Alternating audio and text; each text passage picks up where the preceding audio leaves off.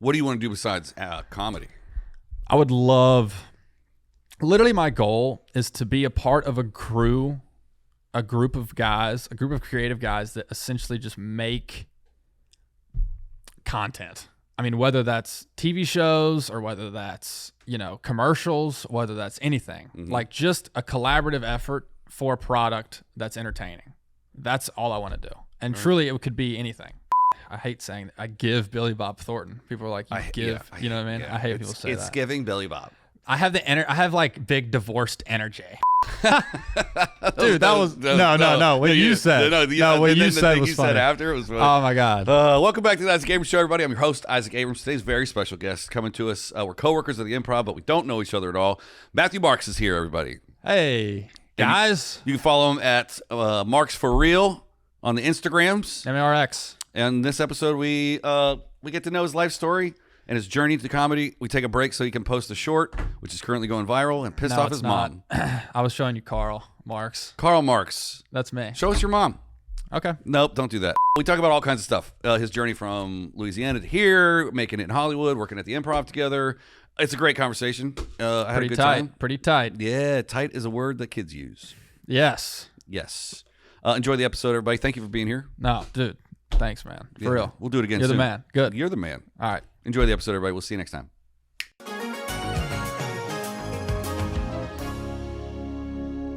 This is crazy. This is where we should start the podcast, actually. This is where it's going to start.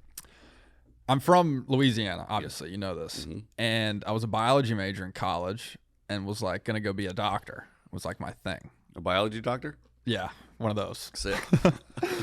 And because that's what my family does. Well, when I hear biology, I think marine biology because that's what everybody in my graduating class went to go do. It was that. I hated that. Yeah. I took one like plant class in high school, in college, and it was the worst. Like botany, it was the worst thing I ever had to do in my life. So I was like, I don't want to do that. It was literally surgeon or bust was me. I was like, I'm going to be a doctor, or I'm going to have to figure something else out. So biology major all the way through, graduated, good grades, all this stuff. Got to the MCAT. He started smoking weed. And then weed started kicking in. And I was like, oh my God, dude. How did you get weed in Louisiana? From freaky people in the back alley of your church parking lot or whatever. I mean, it's like buying here. Like it's like in little tinfoil wrap, saran wrap, or it's fake. Like we would buy from like Kevin Gates's like cousin. Is like, that a famous person? He's a rapper from Louisiana. Yeah. Okay. But he eventually got caught. But what would happen is like a lot of my friends actually would sell because it is a good way to make money in college. Yeah. And I lived in the frat house. Just walk down the hallway. Literally right next door, my friend would sell. And so we would go in there every morning and just like re-up. And so that's when really like we had fun. We had a lot of fun. You were sheltering in place at a frat house? Yes. Do you talk about that on stage? I haven't dove into any of my fraternal stories. Take it from Trevor Wallace. Yeah. Get your college fan base going. I should. Right now. Because that's honestly my humor is like SEC humor. Yeah. You know what I mean? Which is probably, people are probably going to think that's bad. I mean, here's the problem. You're going to test that in LA and people are going to be like. People are going to hate it. I don't know what you're talking about. And then you're going to take it back home. I know. And you're going to sell out a hometown show. And you're like, I'm getting a tour bus. Right. I know. Well, that's what's so interesting about this whole thing is I feel like I have all this other stuff that's in my life that I'm trying to cater to like people that don't relate with it, you know? Because I mean, I was as classic of a frat guy as you could think. Like looking back on it, because when I was doing it, I was like, I'm not one of those guys. You know, I'm not a fraternal lord like that. In high school, we would wear the white hat of the college we wanted to go to. Really? And we would curve it up. Yeah. You do like this? Yeah, everybody had ASU hats on, but that was Appalachia State. Ooh, not Arizona State? Not Arizona State. That's the good one. We couldn't handle the party. I know. I've heard. We couldn't even get into Arizona State. The lore of Arizona State is pretty. That and Florida State. Right. I've heard both of those are freaking insanity. Man, I have a couple buddies that went to Florida State. Mm-hmm. And to this day, they can still. That's where Bert went. They can throw it back, dude. Yeah. And it's like, oh, it's 4:00 in the morning, man. I can't see. I'm going home. They're like, we're just getting started. I know exactly what you're talking about. Well, that's why I think my relationship with alcohol is fine because like we've been drinking since high school, like pretty heavily. Yeah. You know what I mean? And everybody does that. Cake parties in the woods. We would go camping and just like pitch a tent. Yep. And like build a fire on the side of the road and like watch the water and wake up and go hunt. And 30 pack of Busch Light. Bush Light. We would have a campsite. We would sleep outside. I mean, we didn't give a crap. You know, we were just outside. We wanted to be outside, do the whole thing. So that was like what I did. My whole life was like camp. Like Duck Dynasty was my life because I went to high school with them. With the kids? Yes, with Sadie. That's insane. And they like got famous while I was in school with them. Right. And they just stopped coming to school, obviously. But they were like super cool. Right. You know? She's a Christian influencer now. I know. I haven't checked in on Sadie in a while. Well, she used to. We were like, I remember telling her about my first breakup ever, like at some church camp. And she was like, "It's gonna be all right." Like she was so nice and sweet. You just come by and get some free duck calls whenever you I want know. to. You're like, I'll hook it up. I'm like, I need a lady, you know. Yeah, you need to marry into that money so you can just do comedy. Literally. Well, they were like, I mean, it's weird because my parents are actually cool with like what I'm doing. Yeah, you know, they're pretty supportive about it, which is funny that they don't want me to do like. They're like, I don't want to be a doctor. They're like, oh yeah, fine, don't be a doctor. Like, what the heck? It's like. You should want me to be a doctor, I feel like, you know? I'm the exact opposite. Really? My mom hates that I do all this. She hates that I live in the sin town of California, which is a state. My parents don't like that I live here. Yeah. That's true. Yeah. They don't care that I'm doing stand-up. We're getting indoctrinated by all the bad folks out here. Oh, no. Is what she thinks. Because they watch Fox. My mom watches Fox News. Same. We're under military control, apparently. I know. Haven't seen and we're all in the water's gay. Yeah. Literally. Yeah. I know. Well,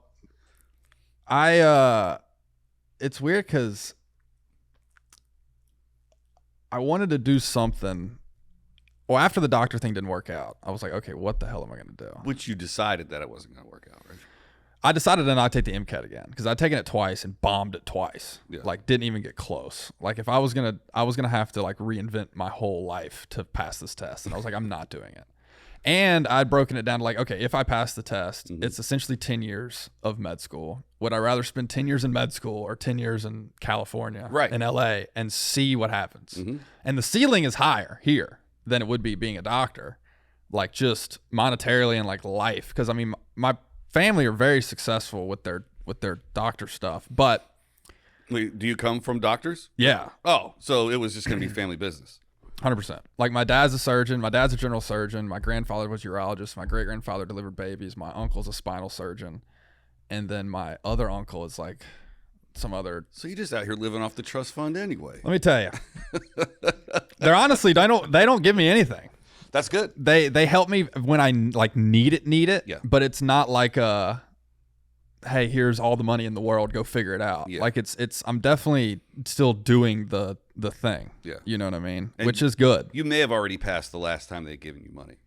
Definitely. I was 26 the last time my parents gave me $6. Well, they were like, you better, I mean, 26 is the, because they're so legal. Like my parents were like, all right, 18, drink or whatever. 21, you can drink, like 16, you can drive. Like, and it was very, and so now 26 hits and you're off the health care or whatever. And then they're like, all right, you're free. Go. And I'm like, God bless. Which is funny because they probably have insane coverage. I don't know what they all have. being doctors. I mean, you get sick, you just buy a plane ticket. I just go home. Yeah. Like I would crack my skull open. Like I have a scar right here on my head. Can you see it? Yeah. Kinda. Yeah. It looks like you knocked your head. It was like, I ran into like a bird feeder when I was like a kid and cracked my head open and like blood everywhere. And my friend did the same thing actually at the same time. It was kind of a weird scenario. But he had to like go to the hospital and like do all this emergency surgery. It felt like he thought he was going to die. And I literally just walked home. Literally, I just walked home and I was like, Dad, like I'm dying. He was like, just lay down, shut up. Walk it off, rub some dirt on it. And he just stitched it up at the thing. And he's like, go back and play, you're fine. And I was like, all right, I guess I'm fine. Just saved $100,000. I know, literally. Yeah. But, so that was it. And I was like, all right. And so I started applying to stuff online, like randomly. I was like, all right, I'm just going to try to, because during COVID, I'd found Norm MacDonald.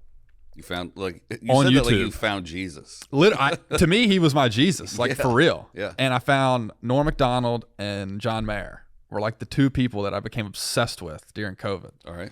And I was like, after I'd failed the MCAT, I was like, how do I become like these two guys in one? Do you play guitar? Yeah. Do you really? Yeah. I can shred. Yeah? Yeah, I'm pretty good. I just got a matching Thunderbird and Firebird. That's unfortunate. I don't know what that is. So the Firebird's a guitar. Okay. Or the Thunderbird is the bass. But my friend is my old guitar player is a luthier. He makes guitars. So he made me a custom matching set. Really cool. I'll show you a picture. My dad's like a collector. So he's like, we'll have to hook them up. He is like, he wants me to go to, Norm's Rare Guitars. You ever go up there? He's like obsessed with that place. Yeah. He's obsessed with that place. And I go there a couple times every now and again just to hang out or whatever. But that's what I got out of COVID was Norm and John Mayer. I was like, how do I become this, whatever this is? Do you want to be a music comic? No. Have you seen some of the guys that do guitar stuff? Yes. So you just like... To me, it is completely different sides of my brain. Like it doesn't intersect at all. Like really? It solves a completely different thing. So when you write music, it's not, the lyrics aren't funny? No. It's like... And I wouldn't say I like write music. Like I just kind of play guitar, if that makes sense. But you don't play and sing. No, I can't sing. If I could, I probably wouldn't be doing comedy. I'd probably just start trying to be only John Mayer. But no, I don't. I just kind of play, and then if I were to write something, it would be something like a John Mayer style, something or another. With like cool guitar licks and stuff like that. But I can't figure out for the life of me how to be funny with an electric guitar. Oh, you can't. You got to do acoustic. That's the whole thing. And I don't like acoustic really. Yeah. I mean, I do, but like it's fine. The guys that are doing it right, and I think there's only 3 of them. Morgan J. Luke Knoll. Luke Knoll's the other one. He got his little jump start from SNL. And then Nick Thune. Nick is Thune. great. Yeah. Yeah. Those are the 3. And they're great.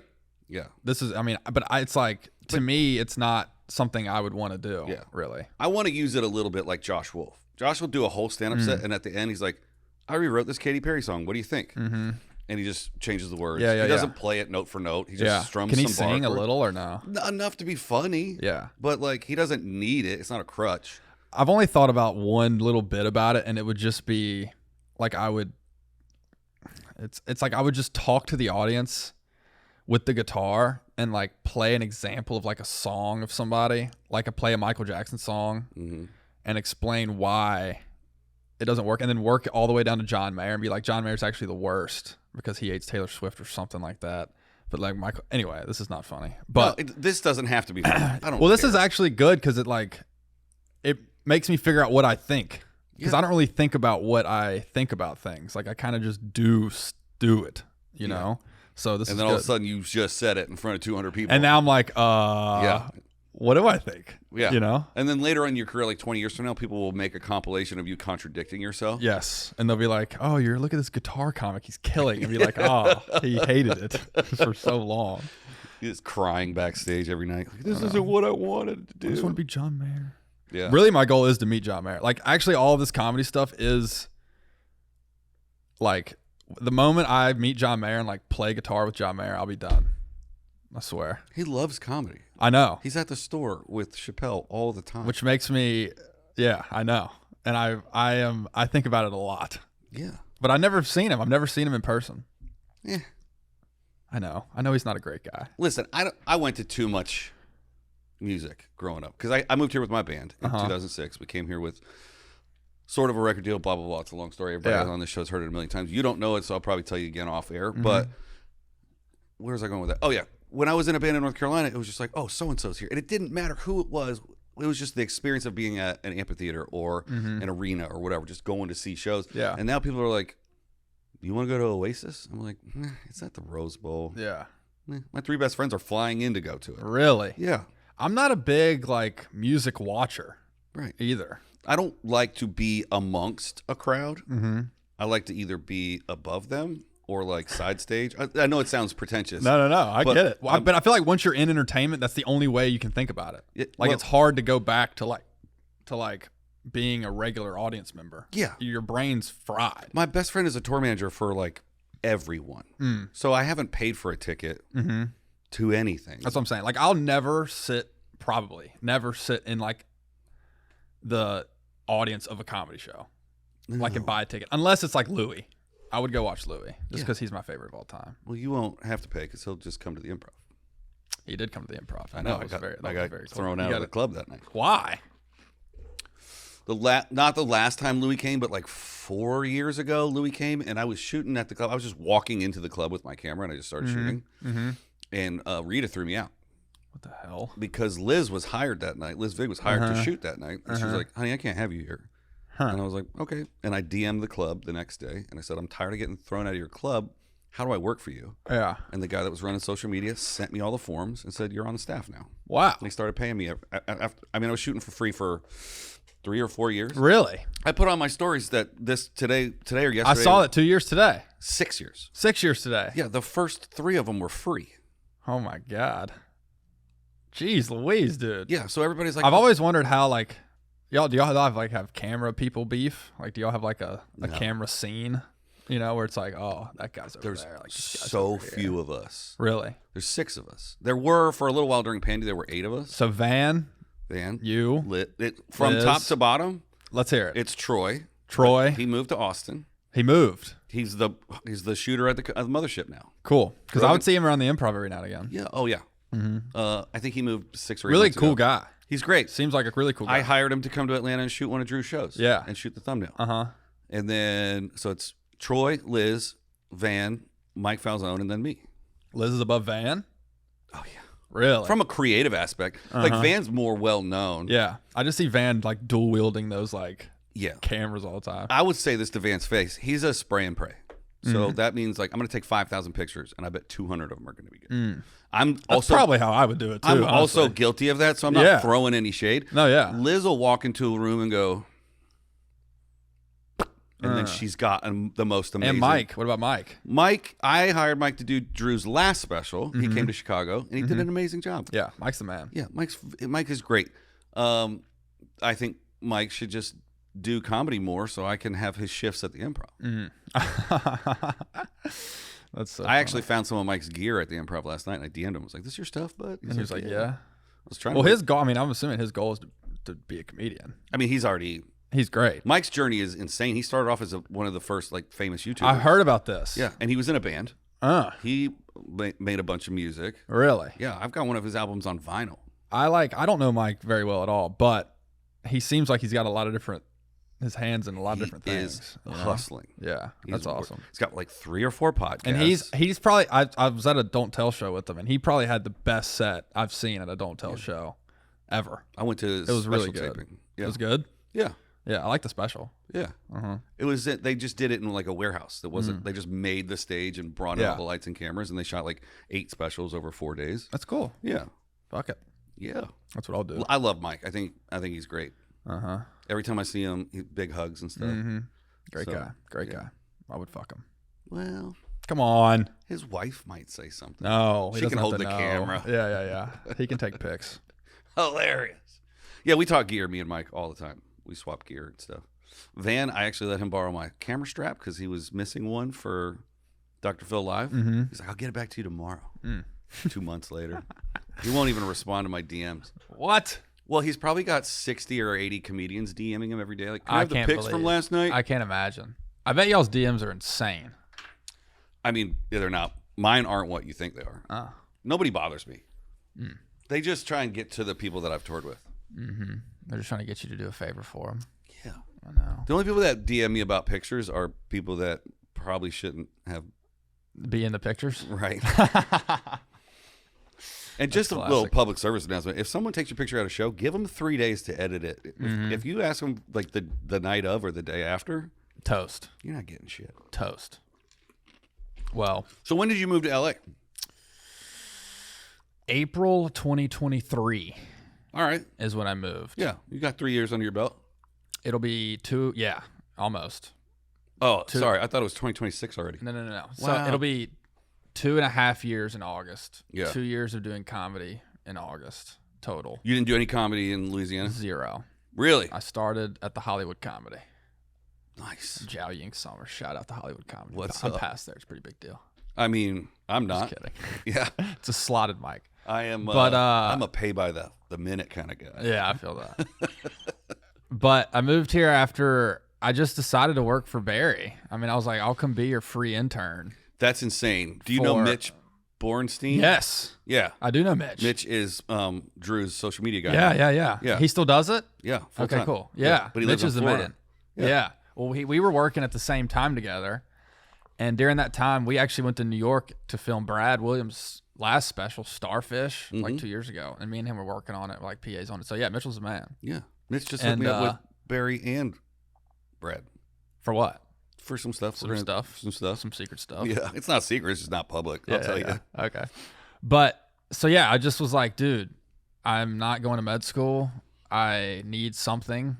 I was like, Barry, you Google Barry. It's like, oh, hell. He's like a real guy, you know. Or you run into him and he'll tell you about Barry. And Barry will tell you about Barry. Well, it was weird. I mean, it was such a wild thing. So I like applied, I interviewed, and then obviously, I'm from small Monroe. Like, it's like, who's this creepy guy who like wants me to come work for free and like knows all these like celebrities, you know? Mm-hmm. And so my mom was like, hell no. Like, you're not just going to go for like whatever. He's touching you on the first day. Let me tell you. So, by the way, I love Barry. Yeah. Great guy. But we're also going to talk some shit But we'll talk some shit because he's not here. Right. And so he doesn't watch this show. No. He might, now that I'm on it. Who knows? But, because he's like my dad. My like Hollywood dad. Like, I mean, we talk like a couple times a week still. And like, still? Yeah. Tell him to fucking answer my emails. Really? Okay. Yeah. Okay, I'll tell him. I'll tell him. But we had dinner with him on Saturday or something. Anyway. So I was his intern, essentially free intern for like 6 months, something like that. And I would go to his house every day in Malibu and just sit on his couch and watch him do like pitch meetings and like sign contracts. High as a kite, just stoned, like. Just like, well, I would be hitting my. I mean, it was fun. Yeah. It was like, well, because it was this weird stage where I was still like young, you know, and I didn't know what I was doing. And my parents were like, "You have a year." Mm-hmm. Go for a year, which is not enough time. I thought it was. I was like, yes. I thought it was like a whole year. I was like, 365 days. Yeah. Like, oh my god. I mean, at that time, it was probably 6% of your whole life was 1 year. Well, you literally. Yeah. And so I came and I was like, whatever you need me to do, I'll do. And so literally, I would go to his house every day, and it would go from like pitch meetings to booking flights to talking to Brad to texting like Dane Cook to like fixing his Wi-Fi to like bathing the guy. I mean, not actually, but like, you know what I mean? That would be so funny. And like little thing. And so I was like, I was just his guy, you know? And so we became really close. And cause I was like, I'll just be a manager. Like that was my goal. I was like, I'll just come be a manager, have a job, blah, blah, blah. And then I was like, oh my God, I'd rather die than be a manager. Like it's just babysitting. And so I was like, I don't want to be a babysitter. It's the complaint department. Yeah. So I was like, I don't want to be babysat. And I was like, so I was just go do the thing. Right. And so he was like, you want to do it? I was like, yeah. He was like, just go do it. And so I just started going to open mics. And then I was like, I remember the first time I ever went on stage, it was at the Comedy Boulevard, which isn't even there anymore. Oh, they shut it down? Yeah, it's been shut down. That's and then nice. It was at an open mic, and I walked up there. And I mean, I pulled the mic out of the stand, and I put the mic down to my like side, and I just stood there for like 20 seconds. I was like, I was like, so this is what it feels like, huh? This is weird. And then I blacked out. I don't remember anything that I said. Yeah. But the second time I did an open mic, the host was like, "This is your second time?" Because you know, when you're in the beginning, you're like, "This is my second time." Like he was like, "This is your second time?" He was like, "Yeah," and he was like, "Don't stop." Right. There's something there. I was like, oh shit. I don't even know who that was or who the guy is or where he is or anything, but he inspired me. It was Bill Burr. Literally, yeah. He inspired me. And so I was like, shit, I mean, I'll keep going. And so just grinded the mics. And then I would be at these open mics and I would see people that are like been doing comedy 20 years and are like on the slotted paying $5 to do 5 minutes.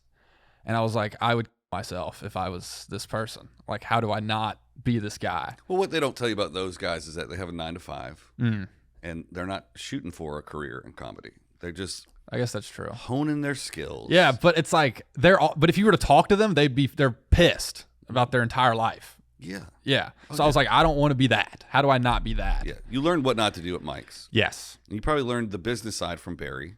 Because the number one thing that I come across with comedians of all levels is that they don't understand that this is a business. You're an entrepreneur. Yeah. And you're starting a business, and the product is you. The product is chicken tenders. Yes. And you're selling. Well, their product's chicken tenders. My product is my personality and what I think and all that shit. But if you can get butts in the seats, they'll buy the chicken tenders. In fact, on my first year on the road, I had maybe 8 to 10 minutes. My first 3 minutes was trying to find the richest guy in the room and get him to buy chicken tenders for the whole club. That's hilarious. I'm like, who's got a boat? Who's got a boat and an RV?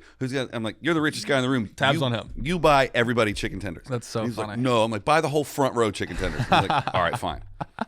And then we go on the boat after. Yeah, and then managers would come up to me like, you're doing it right. You're moving product. Yeah. It's like, that's why Bert got invited back to so many clubs. His alcohol sales was really through the roof. Think about that. Yeah. That's crazy. Like if you performed at a weed store, everybody would buy some weed. I know. It's about marketing and branding. That's crazy. And I didn't even realize that when I moved here. I was like, how did these people make money? Like, how does all these places make money? And then you look and you're like, oh, they're in the cheese stick business. Yeah. It's like, oh, this is completely. You seen the menu prices at the Improv? Dude, it's crazy. It's $19 and for it's a all flatbread pizza. And the kitchen at the Improv is smaller than this podcast studio. That's a little bit bigger. I just start flipping cheese sticks out of this place. Well, there's not as many people in there since ICE came. Oh, I swear to God, there's like people quit? 2 or 3. No, they got snatched up from work. Not at work. But like on their corner that worked at the Improv, and now they're just gone. Remember that guy? There was a guy that used to walk around. He'd be like, "Scoo me." The old guy? Yeah, not the old guy. Not Antonio. He's grumpy. He's the man. Is he the one that whistles? Yes, he's got sonar at all times. It's just his like ding ding. Yeah, he's like, but he'll do it when he's like doing nothing. Like he just always is making that noise. Anyway, so there's this other guy that would be like, "Scoo me." Like he was the Scoomy guy. Yeah, what's his name? Scoomy. Yeah. Literally. Where's Scoomy? Gone. Yeah, he is in Mexico now. He got I guess Scoomied up. He got scooped up. Yeah. Literally. And so. It was weird. It was like, yeah, or whatever his name's gone. He was like, why? He's like, yeah, he's deported. He's out. I was like, shit. So it's real now. It's not just on the news. It is. I felt bad. I was like, damn, it's actually kind of a problem, you know? Yeah. He's like an old guy doing nothing wrong. But anyway, so I started doing comedy. Oh, so I would see these guys at the open mics, and I was like, how do I not do this anyway? And I'd romanticize this door guy idea, so I was like, I'm gonna work at a club. Yeah, I'm gonna have to work at a club. And so for like the first 6 months of doing stand-up, I would wake up, print my resume off, and I would put it in the door of every club in LA for like 6 months.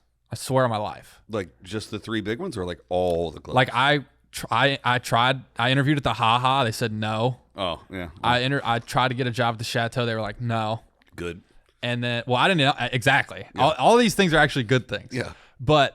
And so I would go to the Improv. So you walked across the street from the Ha Ha? Literally. Yeah. I was walking around just like, here I have my resume. How do I get in this club? Mm-hmm. Like I'll mop the floor. Like I don't give a shit.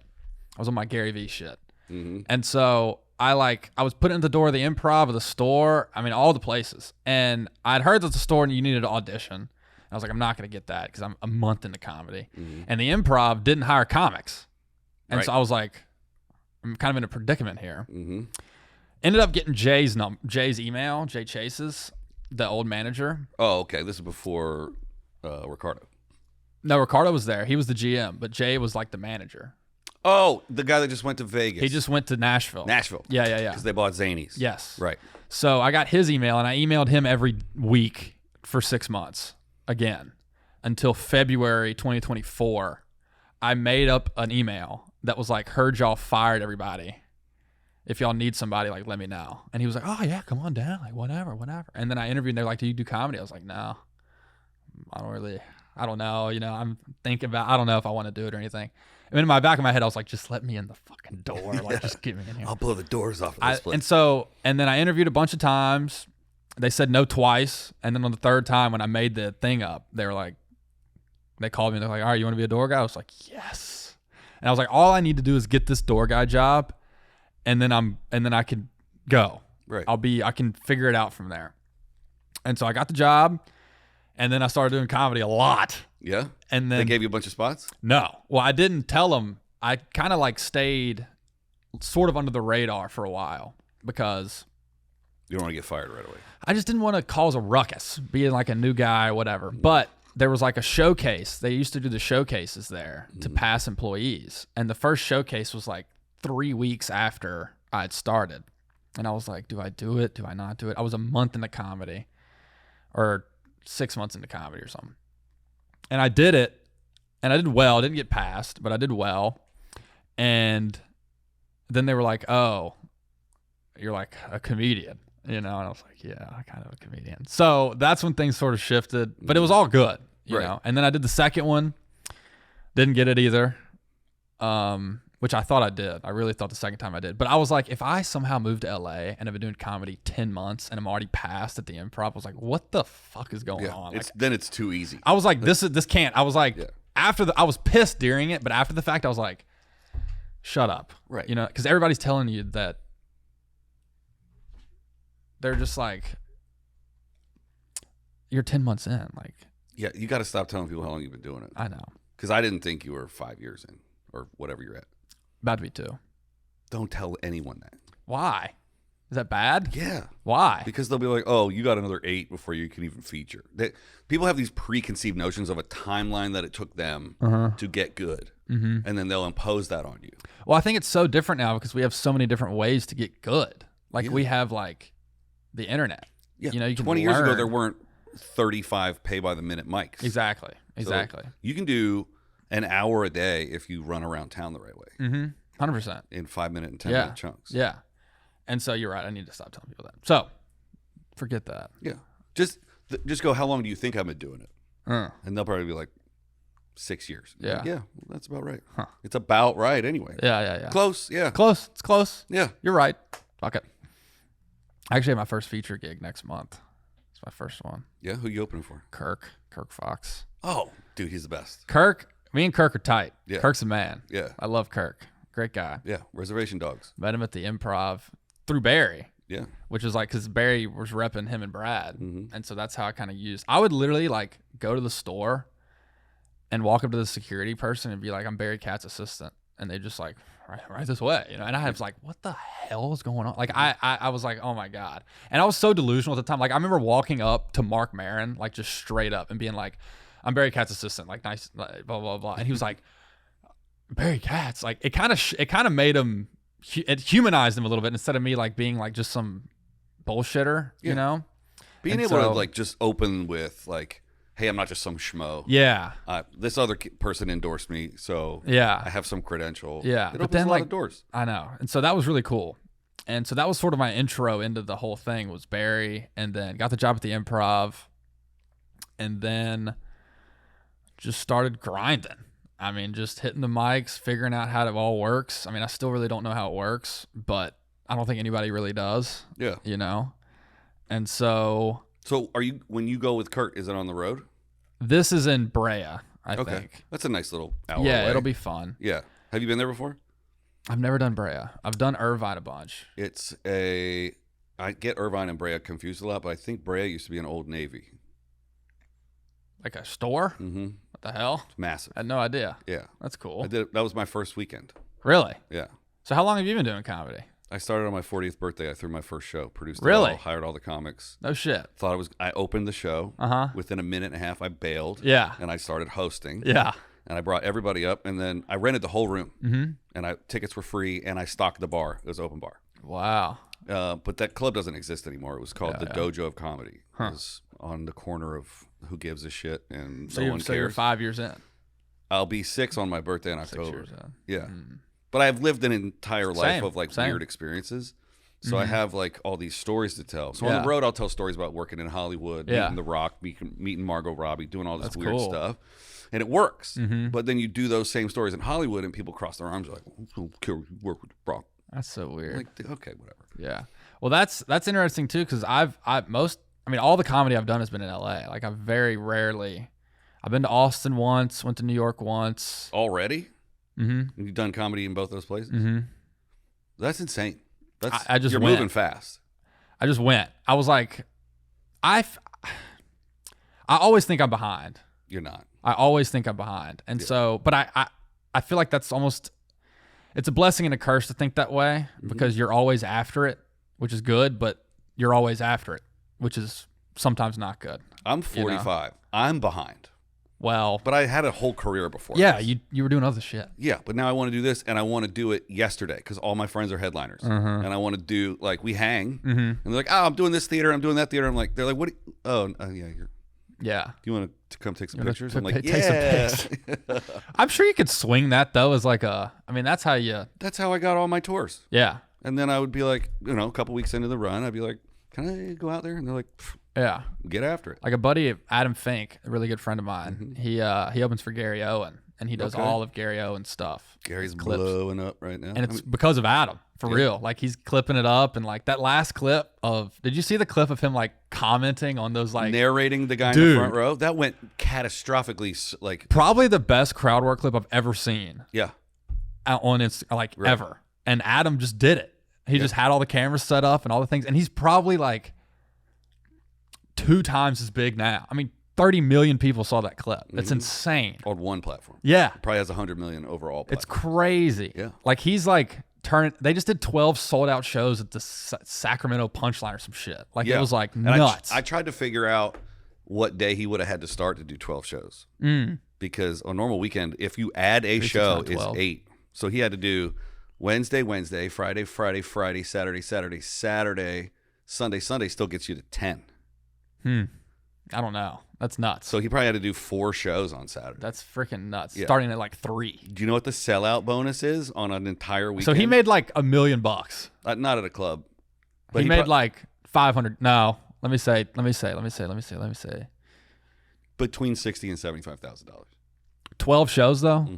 Clubs only hold 300 people. Oh, I guess it's club. Yeah, that's right. Damn, that's so much money. I couldn't imagine. I mean, I would.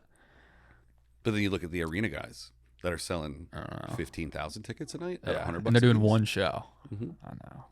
Theo used to do, before he went to arenas, he would do 2,500 seaters, 2 shows a night. So the first show, he gets like 30%. But the second show, he's already hired all the staff for the night. The second show is all profit. Wow. $100 That's the way to do it. Yeah.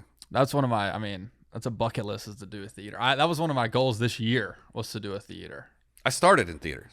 That's fucking crazy. And everybody gets mad at me about it. Who cares? It's counterintuitive, but it goes hardest to easiest is smallest to biggest. The hardest room to perform in is an open mic. Yep. The easiest room to get a laugh in is a theater. Yep. That's why I think it's almost, now the model is following first, and then you just start doing, and then you can start, because then you can sell tickets. Exactly. Or you want to, you want to do it at the same time so you don't suck. Well, but like, it's crazy the people that walk in the Improv and show how many followers they have, and they're just on the main stage and they suck. Yeah. But they have to bundle like 30 of the influencers together. Correct. But they sell tickets. They sell tickets, but they can only do 5 minutes a piece. Correct. And they say their one catchphrase, and then they take a couple of questions, and then they bounce. So like Dave Attell was in town at the Improv a few weeks ago. I don't even know if it's a few weeks ago. It could have been months ago. And early show, which is weird for Dave. He likes to perform late. But the second show, the 9:30, was an influencer show. So I'm packing all my stuff upstairs. At the Improv? Yeah.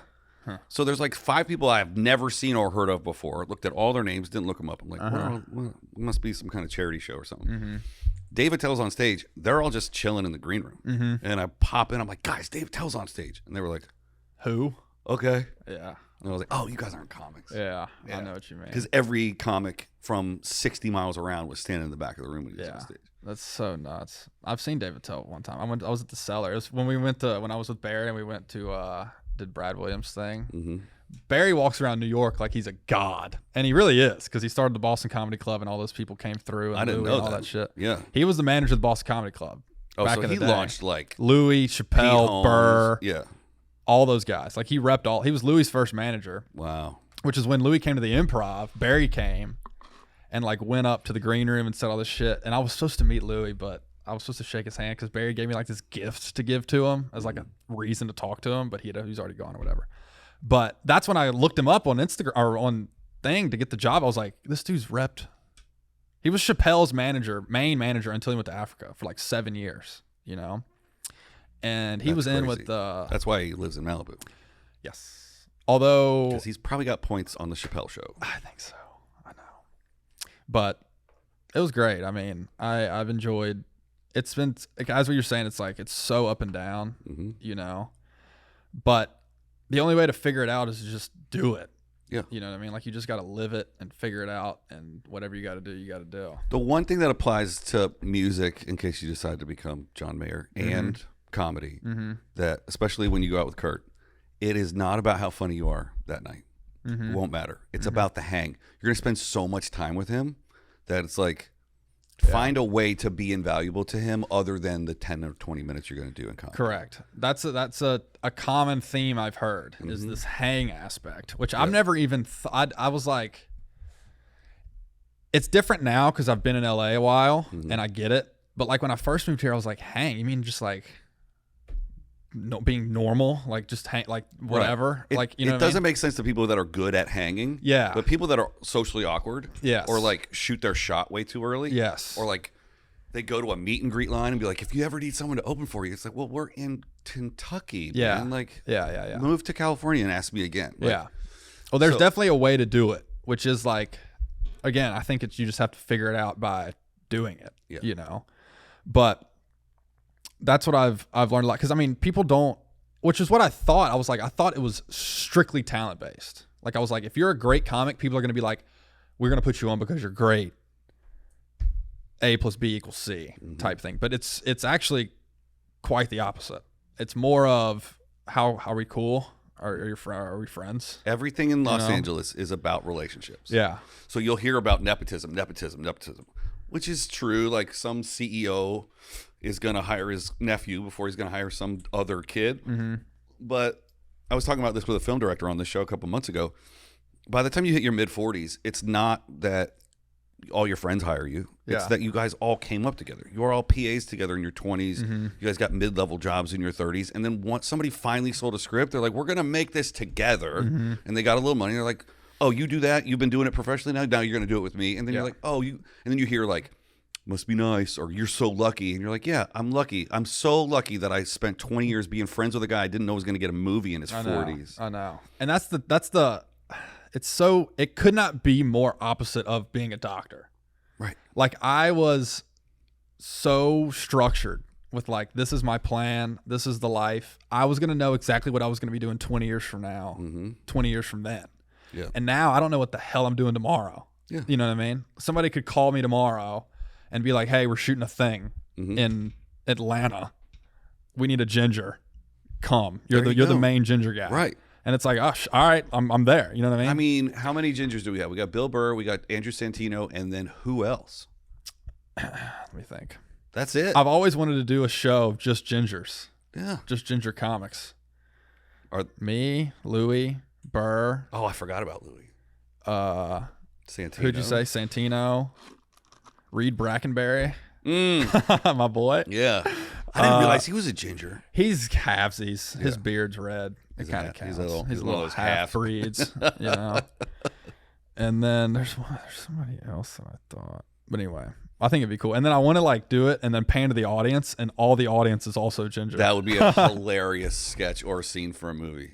Is it time for you to post? This is it. Okay, we're gonna take a break. We'll be right back. But I've never posted a reel and just like not looked at it. Like I'm always like, that's not good for it. I know. Yeah, none of this is healthy. None of this is good. And ghost. I know. You're right. Let it do what I shouldn't really not have social media at all. It's not healthy for us. Yeah, no. I think it's probably the worst thing that's ever been invented. You know what's really funny is last night at the club I met somebody that works for the improv franchises who is in charge of a large portion of the social media for the chain. And he was like, oh, let's stay in touch. I was like, cool, what's your Instagram? He's like, I don't have social media. I'm like, dude, you're running it for a corporation. How do you? Well, that was like one thing is they put like, cause we were talking about it last night. They put this one person in charge of the social media when they should have put this other guy because nobody knows what they're doing. If you're over the age of like 55 or 50 and like a social media position opens, you should probably defer to the young person. If I was a gambling man, I 100% agree. Like we were talking about Mitch earlier. He saw some of Justin Foster's set and he was like, let me shoot and clip that for you. It's going to go viral. Justin was like, sure. Yeah. I got 2.5 million views. Easy money. The kid just goes boom, and he just knows. Yeah. And I'm like, you can tell. You know, you can definitely tell. I can't. I think it's like within the first 3 seconds. You got to have like it's like I think it's all about the first 3 seconds. Yeah, because I used to have a bot on Instagram that would give me 500 likes right away, and I would shoot all my clips up to it'd start at 15,000 views.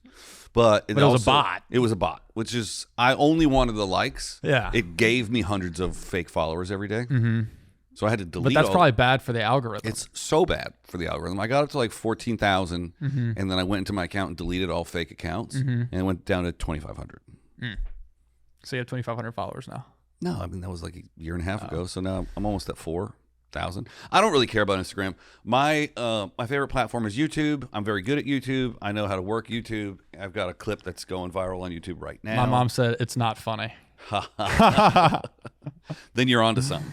We'll see. Let's do Would You Rathers. That'll shake us out of this. Let's do Would You Rathers. Would You Rathers. All right, here we go. I'm sorry for doing this. For the Would You Rathers? No. For being weird about the clip and stuff. I don't give a shit. You promise? I promise. We're still friends? We weren't friends to start with. Okay, cool. Yeah. So I love you. Are we friends now? Yeah. All right, cool. Would you rather be my friend or not? No. Fuck. I don't need any more comic friends. All right, let's be buddies. Unless you go on tour and you need a videographer. Now and we'll be best friends. Yeah. Would you rather only drink coffee for a month or only drink alcohol for 1 month? Coffee, right?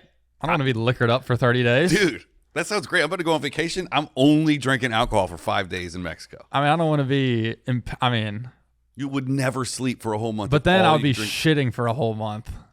Would I rather shit or be blackout? Wait, for which one? Coffee. I mean, alcohol too. Depends on the alcohol. Nah. You get like a really low percentage alcohol, like a Truly or a White Claw. And you might get some. I'm drinking coffee.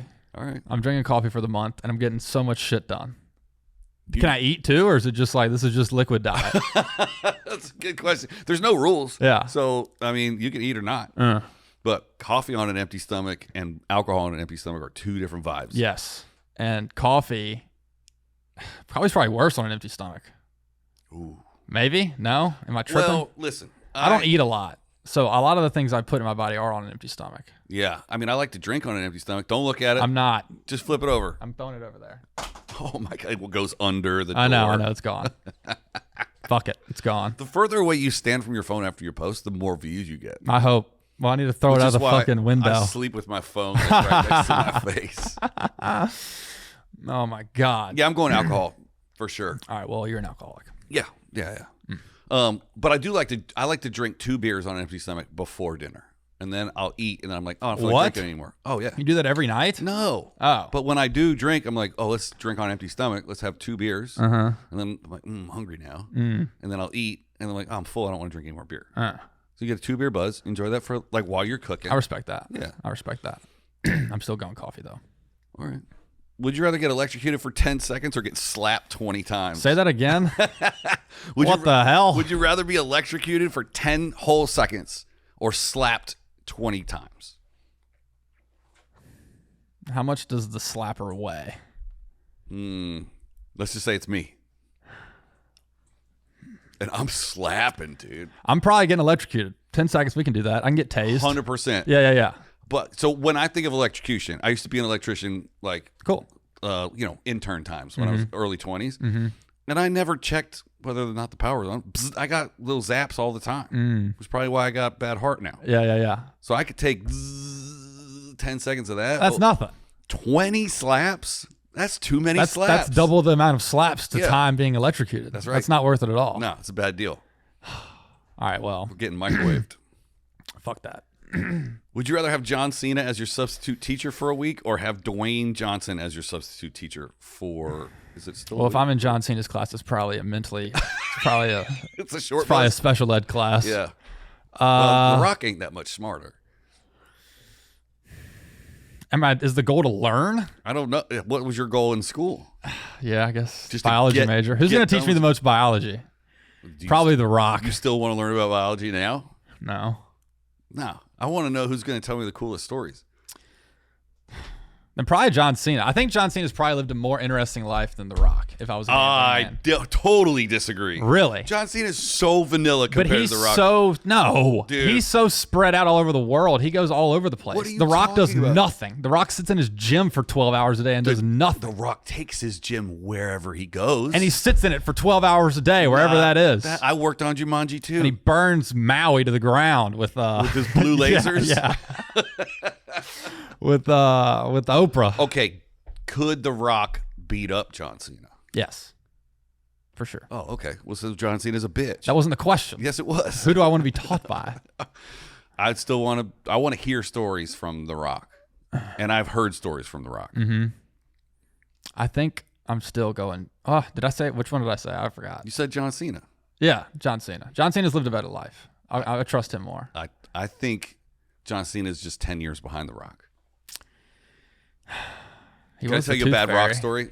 Yes. So on Jumanji 2, Uh-huh. we're doing all the promos. I didn't shoot the film, but I shot all the like assets to like tease it and make trailers and stuff. Mm-hmm. So in The Rock's contract, it said, and this used to be part of my stand-up, so if you've seen me perform, this is whatever, I'm butchering it, but in The Rock's contract, he had to take a break for 5 minutes every hour on the hour.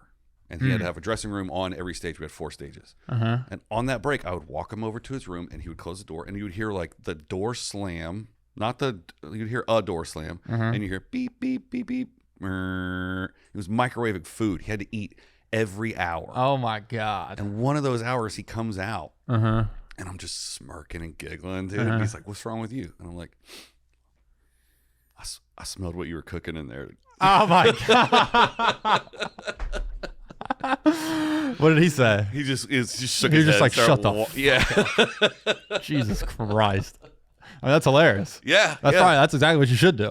You have to do that. I know. You have to, I mean, if you get a chance to smell what The Rock is You cooking, can't say that to John Cena. It's What would you chicken. say to John Cena? I wouldn't talk to John Cena. I have Yeah. nothing to say to John Cena. That's such a wrong thing. I mean, I'm not the biggest. I sound like I'm a huge John Cena guy. Right. I don't give a fuck. Like you rip open your hoodie and it's a John Cena no, shirt. I don't care about John Cena like that at all. But if I were to hang out with somebody, I'd probably rather hang out with John Cena. I like more of the movies that The Rock has made than the movies that John Cena has made. They just put John Cena in stuff. I respect that. Yeah. I respect that. He's just a big guy. Now, is John Cena funnier? Maybe. 100%. Yeah. He's a better He's in the comedic actor. WWE. Yeah. Yeah. But The Rock can't do funny. He has to do serious. I guess The Rock was the WWE for a while. What am I talking about? Everything Jesus was Christ. the WWE. I don't know. I've never watched the WWE ever in my Well, it life. used to be the WWF No idea. before you were born. Yeah.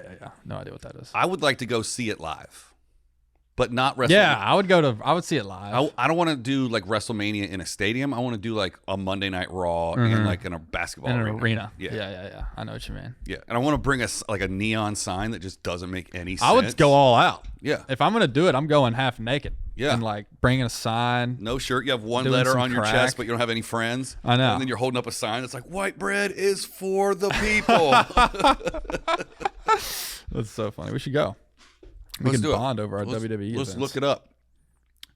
Would you rather be the last person born on Earth or the first person born on Earth?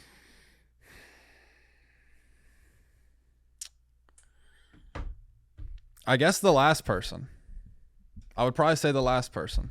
Okay. Because I believe in Jesus. Yeah. And if I'm the last person born on earth, Oh, you don't have to die. that means Jesus came back and I get to go then.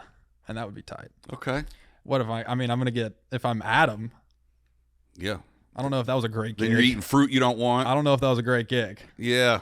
Getting, with the Eve's bitch ass. I heard a guy try and convince me that Adam and Eve weren't the first people. Mm-hmm. They were just the first documented people. Or like they were special because they lived in the garden and like the earth still had like angels and stuff living on it. Mm-hmm. I didn't really I was just kind of tuned out. I have to go with what I was taught. Yeah. I was taught Adam and Eve were first. Right. Adam was first. Eve was from the rib. Because I grew up. That's Yeah. what I grew up, man. That's what I grew up Jesus Southern and Baptist. stuff. Same. So that's the way they Praise taught the it to me Lord. too. Yeah. Amen. Amen. I know. I'll see you in heaven, brother. Yeah, I'll save you a seat. Still? I'll probably get there You're before still you. on the Jesus? I mean, I don't hate Jesus. Good. My mom Love thinks Jesus, folks. Please. My mom thinks I hate Jesus because of a clip that I put on the internet that did not do very well. It wasn't worth the relationship. It's like with. this one right here. Yeah. We'll see. Oh, I just can't stop thinking about it. It's over there. Well, I mean, it's done now. I know it's done. And if it doesn't do well, delete it and post it tomorrow. If it doesn't do that well, then delete it and post it Saturday. Yeah. No, I don't care at all. Can't you tell? Yeah. You're not completely tuned out and I'm not. You want to go check your phone right now. Oh, this should be a good one for you. Would you rather party all night or sleep all night?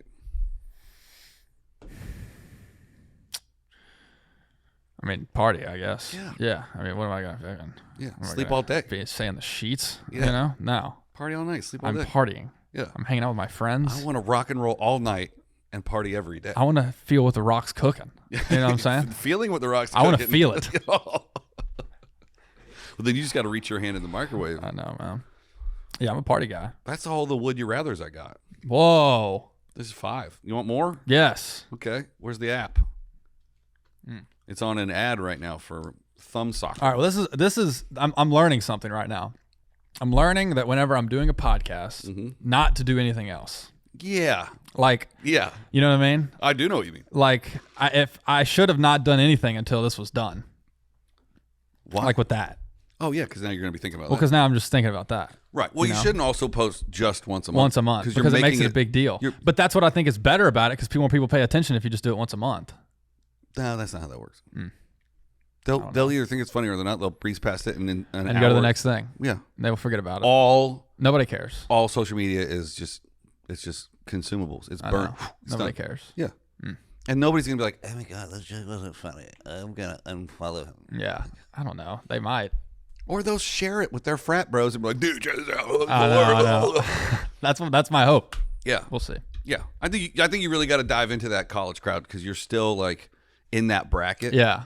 And you're not so much like I can't go do colleges. Yeah. If you started the college circuit right now, you would clean up. Yeah, that's true. Because you can still say relatable stuff like Rizzy and Schisms or whatever. And cracked and choked and ham or whatever you guys say. I don't know any of those words. Riz them up. Yeah. With the boys. Yeah. But you only have and they'll grow with you. Like they'll get out of college and they'll go, oh, he's still talking about this stuff. Because a lot of those frat guys, no offense, but they peak in the frat.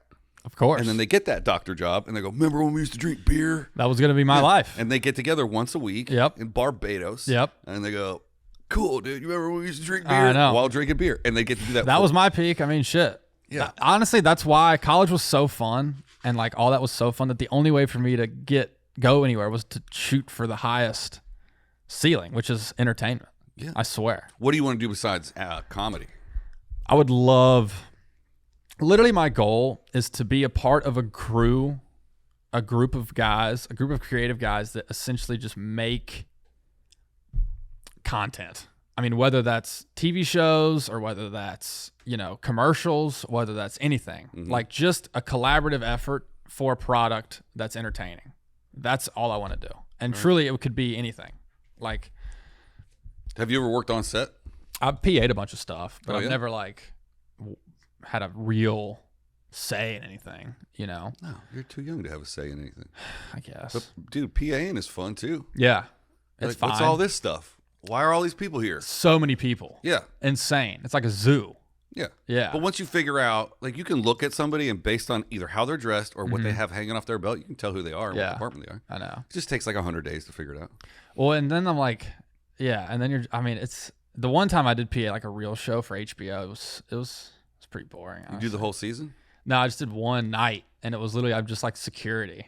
You're locking it up. Yeah, I just did lockups. Tell people not to walk here. Okay, yeah, literally. That's boring. And I'm just in a neon vest. Yeah. On Hollywood Boulevard. I hate TV. I hate movies. What am I doing? Yeah. You know what I mean? I only do commercials. Yeah. That's what they were telling me too. They were on set the end of the takeaway I got from that PA gig was only do commercials. Yeah. That's what everybody told me. A lot less of them now. Yeah. Well, that's because everybody just does ads through people that have a bunch of followers. You know. Well, it has a little something to do with the permit structure of Los Angeles and people wanting to shoot cheaper outside of LA. Yeah. Well, that's something I don't know about. I don't know the biz. It's insider biz talk. That's big shit. That's what the people want. That's what old people talk about. Yeah. The old biz. Tax brackets. I don't even know what a 401k. I mean, I literally don't even know. I know you work in the Improv. You don't have one. I don't know any of these things. People are like, you need insurance. I'm like, how? Where does it? Do you mail it to me? What is it? How do you do that? Yeah. Smog test. Yeah. What the hell? They don't give you. Do you work full time at the Improv? No. Oh. Do you have another job? I did, and now I don't. so I'm looking for another job during the day. I was an assistant at an agency for a second. Oh, that's Or cool. for a year. Yeah. But it was kind of like a talent agency or like a creative agency? Talent. Yeah. But it was like it was super part-time. It was kind of an odd gig. It was sort of under the table-ish, kind of a weird agency type thing. But so it's still Barry. No, it wasn't Barry. Good close, yeah. But not. Friends of Barry. It was weird. It was kind of a weird gig. Yeah, any of the office suit stuff associated with the entertainment business is always like feels dirty. Mm-hmm. It's like, are we supposed to be? Well, I was in charge of like the books at this place. The accounting? Yes. Like I would take the checks and like do the math and then like give them their percentage and take the check to the bank and she would send it off. But I should not have been in charge of that, number one. No. Number two, it seemed sketchy. There were a lot of things going on that seemed odd. Mm-hmm. And I'll tell you one story. This is a fun story, which I don't know if she'll ever see this, but fuck it. This boss, she had a special, not a special, but like this gig that for me to do. She was gonna, I don't know if I can even tell this. Don't tell it. Okay. Because I don't want to cut it out later. Okay, I'm not going to tell it then. Yeah. It's a crazy Tell thing. me off air. Okay, I'll tell you off air. That's my favorite part about podcasting is like listening to two people talk and be like, dude, I'll tell you in a second. Later. Well, it was like legal stuff. Yeah. So I don't think I should get into it. But no, I wouldn't. Anything you get sued for. Yeah. Don't cut it out. Yeah. I know. God bless. You been sued? Yeah. Really? Yeah. Is that fun? It is what it is. Yeah. Was it for a good reason or no? No. It was podcast stuff. Really? Mm-hmm. Defamation? Nope. It wasn't content said on a podcast. It was a dispute between me and a producer and ad sales company. Interesting. Yeah. Wow. It was actually a lawsuit between two other people, and those two people couldn't work it out, so one of them came for us at my old studio. I hope. I feel like if you're getting sued, though, you're doing something right. You're pissing off the right people. Yeah. Yeah. It feels, or like if somebody sued me, I'd be like, all right, what good that I did something. Yeah, usually you did something wrong. Yeah. But you could have done something right. Yeah, that's true. Countersue. Yeah. I know. So are you doing anything to pursue like acting or anything? No. Do you have a headshot? I have a lot of headshots. Yeah. Yeah. I just got some more last week, and I was doing commercials. Like I would get commercial auditions and stuff, but I just kind of stopped getting auditions. They just stopped coming. I did. How'd you get that? Through Kirk. He cooked me up. Oh, you got his agent? Yeah, essentially. But I haven't gotten an audition in like 2 or 3 months. And I was getting a lot. But I think I fucked up and I played around too much and they stopped submitting me for stuff. Because I did something kind of weird. Not weird, Were you but just like, goofing off at an audition? Well, there was this one audition where it was like I was supposed to be reacting to like acronyms of stuff. Like it was some Google tool. And the acronyms were like PDF and whatever and like normal ones, but they were like add a little comedy to it. And so I changed all of the abbreviations to like BDSM and like it's like probably very PETA and like all these other ones that were like awful. And that was the last I've heard from this commercial agent. Was since then. Oh yeah, you're done. Yeah. Yeah, you're cooked. Is that bad? No. Okay. I mean, it's only bad until it pays off, right? Yeah. So if you're auditioning for like a highly corporate Fortune 500 company, you can't really do like blue stuff. Yeah. You got to be like, the Hawkeyes are the worst basketball team. Yeah. Like elbow, wink, wink stuff. But if you're doing like Liquid Death or like a small indie brand, you're like, fuck it. Right. Well, I hope this was Google Play, I think. So maybe that wasn't good. I don't think that was good. Oh, the algorithms are a little weird. Well, I don't know why I'm not getting any auditions. BDSM, I don't know what that means. What you should do is, who's the guy that's in Landman? Billy Bob Thornton. Oh my God. I get it all the time. I'm gonna put that SpongeBob thing in. It was like 5 minutes later. Yeah. People tell me. I mean, I've heard. I hate saying that. I give Billy Bob Thornton. People are like, you know what I mean? Yeah. I hate people say that. It's giving Billy Bob. I have I have like big divorced energy. Like I hate that shit. BDE, big dick energy, or big divorced energy. Yeah, true. Yeah, you could play Billy younger. I'm in. I want to play Conan younger. I want to be Conan's biopic. I could do it. You got to get rid of that accent. Fuck. But you haven't been here long enough. So when I'm around, it'll go away. You think? Oh yeah. I mean, do you hear it in my voice? No. I came here with 2 sticks for clothes. South Carolina? North Carolina. That's not the South though. I can talk as Southern as you want to. Well, that's just anybody can do that. I grew up in the mud, dog. North Carolina, man. I think there's 3 Southern states. Texas is not one of them. No, Louisiana, Mississippi, Alabama. That's it. Georgia. Okay. I mean, I agree that Florida doesn't count, but you gotta Georgia and South Carolina. You gotta count them. Florida is not the South. It's not the South. It's God's way. Georgia is closer. I can count Georgia, but like Tennessee, I don't think is the South. Kentucky, I don't think is like. Kentucky's as southern as you're gonna get. Those but I think it's just the southern. Leave. Yeah, I guess you're right. I'll count it. I guess there's like I'm just in the deep South where it's like swamps you're in and the mud That's right. and farmland and like. I mean, I guess I've never been to Kentucky, so I don't know. There's bluegrass there. Bluegrass? Mm-hmm. Literally? It's the bluegrass state. Is that not just I've never seen any bluegrass. Yeah, I was about to say, ever. I think that's just a genre of music. Yeah, well, it came from something. I don't think it's fucking bluegrass. I mean, it's something else. I always thought growing up, I heard bluegrass and I was like, damn, they got bluegrass in Kentucky. I think if I had to pick one of the states, Mississippi, Alabama, and Louisiana, I think I'd pick Alabama. To live in? Mm-hmm. No. Yeah. No, fuck Alabama. Mississippi's definitely the worst. Louisiana. 100%. Louisiana's cool. New Orleans is like a completely different thing. I've never been. Really? Mm-hmm. You should go, dude. Yeah. It's really fun. Yeah. I mean, it's good shit. It seems like Vegas without the casinos. It's good shit. Yeah. It is. It's like an Amish Vegas. But it's like it's very, it reminds me of New York a little bit. Like when I was in New York, it's like tall buildings, like the rails on the side or whatever, but it's like it's not as intense. What rails? Like everybody has like the stoops or whatever. It's like they have like the fire thing with the ladders outside on the brick wall. Yeah, the fire escapes. Yeah. When I see those, I'm like that's a city. Yeah. Yeah. I don't know. Yeah. This LA doesn't feel like a city. LA feels like a lobby, like a Fortnite lobby. Okay. Where it's like everybody is just waiting to go somewhere else. I think. Like to me, it's like I don't want to live in LA forever. Nobody does. Yeah. So it's like we're just like in a waiting state until shit starts popping. You come to LA, you stand around waiting for somebody to pick you out of obscurity and make you famous. Yes. What nobody tells you is that you have to make your own opportunities. Correct. And then you find your success and you move to where you really want to live and you tour from there or fly back to LA to shoot stuff. Exactly. But not the shoots. It should be a big office. Like LA should be one big office. It basically and you fly in and you work and then you leave. Because living here is tough. It's hard. It's very difficult. So I moved out here with my whole band. So there's 4 of us that moved out here at the same time. And then like 5 other bands moved out here. So at a certain point, I had like 30 homies from North Carolina just rolling around like a big pack of dogs. They all left. I'm the only one who hasn't left LA. And I'd say 4 or 5 of them came back. But most of them just couldn't cut it and they left. Yeah. I mean, it really didn't hit me until like 2 years in that I was like, the city can really fuck with you. Like bad. You know what I mean? And it's like it's weird because at first you're like, nah, you're just a pussy, you know, like whatever. Like you kind of blow it off. Walk it off.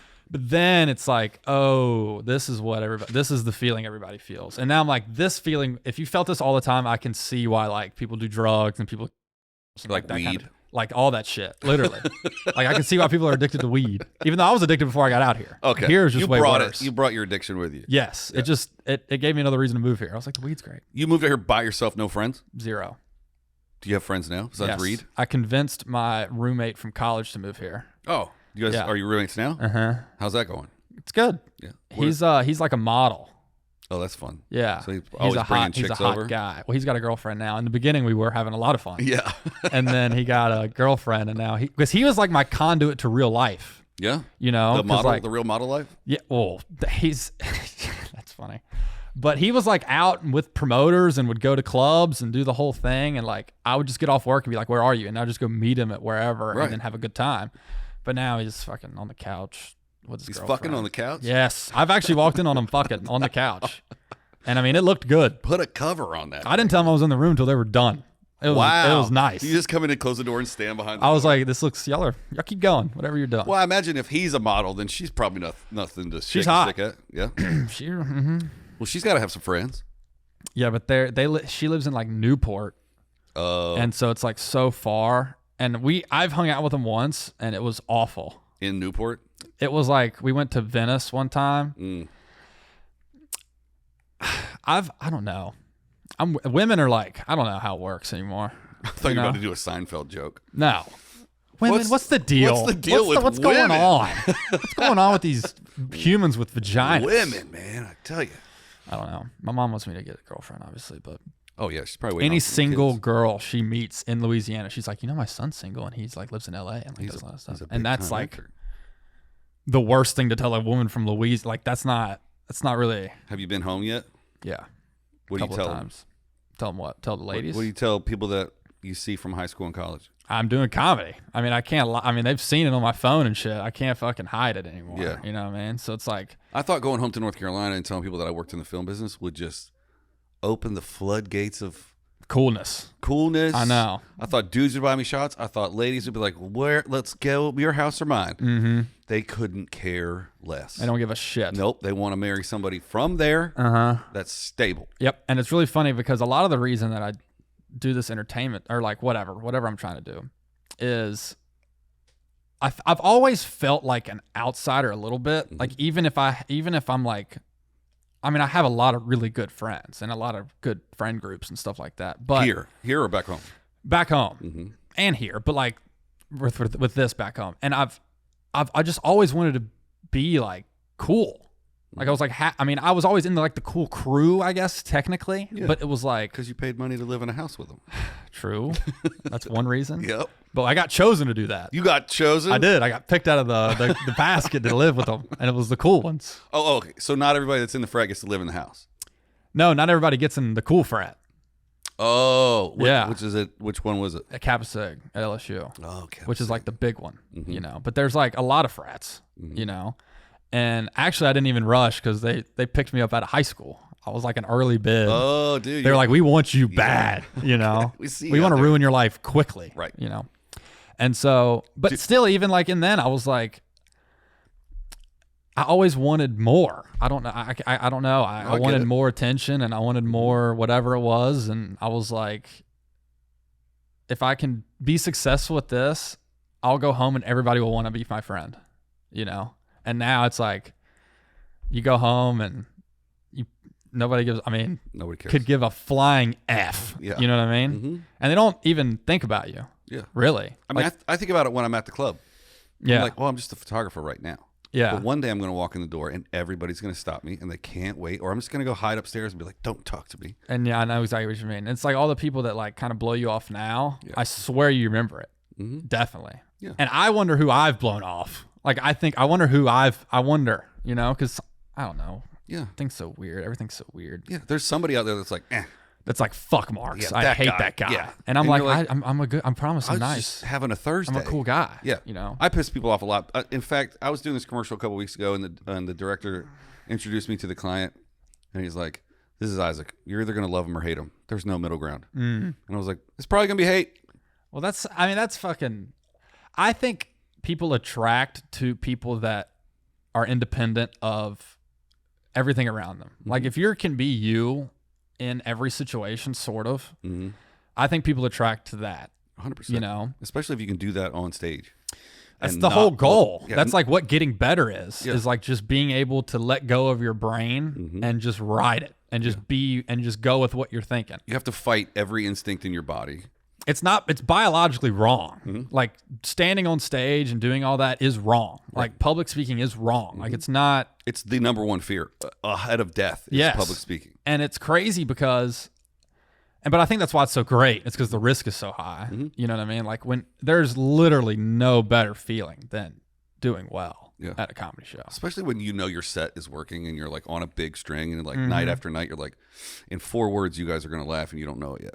And even to be up there and a joke not work and that the next joke is going to work, it's like, it's crazy. It's cool to be in control and know what's coming and they don't know what's coming. And it's great to make people laugh. The energy's crazy. And then you get off stage and people love you and they're like, thank you. They're telling you thank you. And it's like, I'm getting fucking called right now. My mom's calling me. She's so mad about this clip. I'm telling you, she's literally so mad. Yeah. But some of the funniest stuff that I've ever said is because I forgot a word in one of my jokes, and then like, because you just get in this like night after night after night after night. Yeah. And then you're like, what? Wait, why aren't you? And then the stuff that you think of on the fly to cover up a joke that you messed up that you said 1,000 times. Well, I think that's actually the better way to do comedy is, and I just learned from what I've been taught, like what I've seen from Louis, you know, and he was like, write one word down, you know the idea, you know kind of where you're going, and don't think about the actual words. Yeah, that's my biggest problem. Just like, because if it's scripted, it's going to sound scripted unless you've done it for a long time. Then you can then you know the words because you came up with them whenever you were coming up with the bit. Yeah. But when you're coming up with the bit, you want the words to come because you want it to be conversation. And it's like having a conversation right now. Like, I don't know what exactly the words I'm going to use at this moment right now. Yeah. Either way, but I know what I'm trying to convey. Right. So you just kind of listen to what you're trying to say and you just kind of let your body take over, which is weird to let go. Yeah.